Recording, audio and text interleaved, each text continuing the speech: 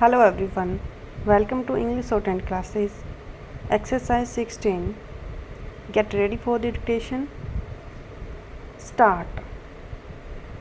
In the light of the legal position stated herein above, it is very clear that no tax on the sale or purchase of goods can be imposed by any state when the transaction of sale or purchase takes place in the course of import of goods into or export of the goods out of the territory of India.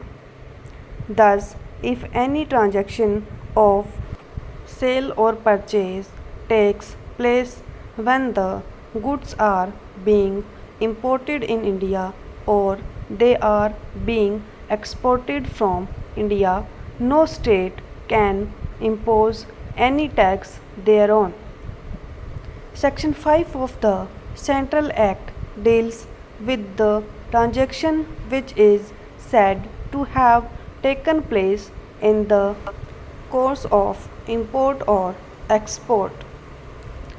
Relevant portion of Section 5 of the Central Act reads as a sale or purchase of goods shall be deemed to take place in the course of the import of the goods into the territory of India only if the sale or purchase either occasions such import or is effected by a transfer of documents of title to the goods before goods have crossed the customs frontiers of India.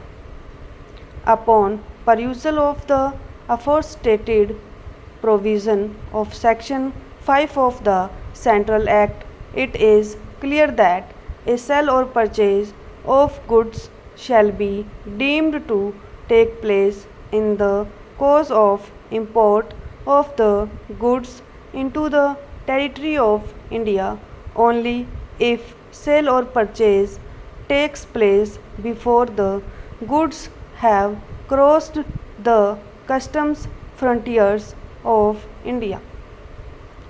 Looking to the aforestated legal position, it cannot be disputed that the goods sold at the duty free shops owned by the appellant would be said to have been sold before the goods crossed the customs frontiers of India, as it is not in dispute that the duty free shops of the appellant situated at the international airport of Bengaluru are beyond the customs frontiers of India, that is, they are not within the customs frontiers of India. If this is the factual and legal position, in our opinion, looking to the provisions of Article 286 of the Constitution, the state of Karnataka has no right to tax any such transaction which takes place at the duty free shops owned by the appellant which are not within the customs frontiers of India. Looking to the aforestated simple and factual legal position, in our opinion, it would not be much useful to discuss the judgments which have been referred to.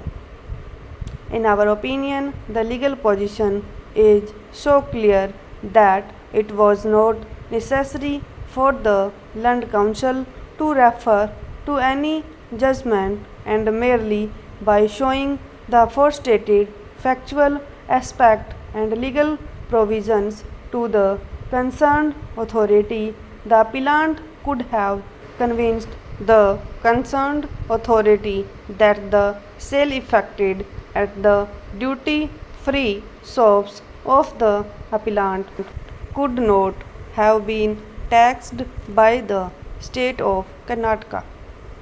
Land Council, appearing for the respondent authorities, had vehemently submitted that the appellant had not exhausted equally efficacious alternative statutory remedy, and therefore the single judge of the High Court had rightly not entertained the petition filed by the appellant.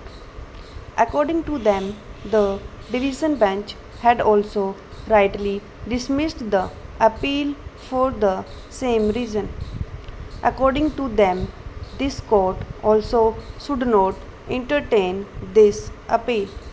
It is true that the appellant had rushed to the High Court without exhausting equally efficacious alternative statutory remedy. In our opinion, the learned single judge of the High Court was also right when he directed the appellant to move the statutory appellate authority. In normal circumstances, even we would have expressed the same opinion, but looking to the fact that the special leave petition has already been admitted and the matter pertains to the assessment year 2004 2005, it would not be in the interest of the justice to relegate the appellant to the statutory authorities, especially when the legal position is very clear and the law is also in favor of the appellant.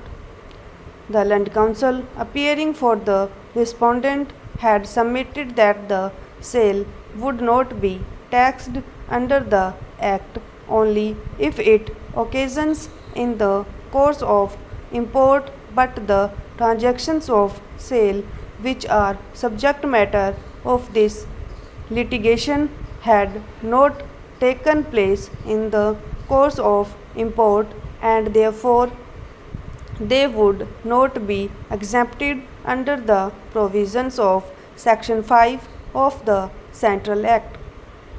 In our opinion, the aforestated submission cannot be sustained.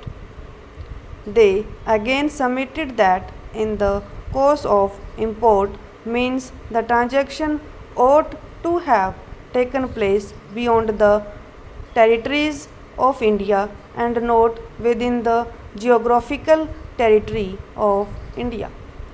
We do not agree with the said submission. When any transaction takes place outside the customs frontiers of India, the transaction would be said to have taken place outside India. Though the transaction might take place within India, but technically looking to the provisions of Section 2 within bracket 11 of the Customs Act and Article 286 of the Constitution, the said transaction would be said to have taken place outside India. The goods that are imported into the territory of India stop.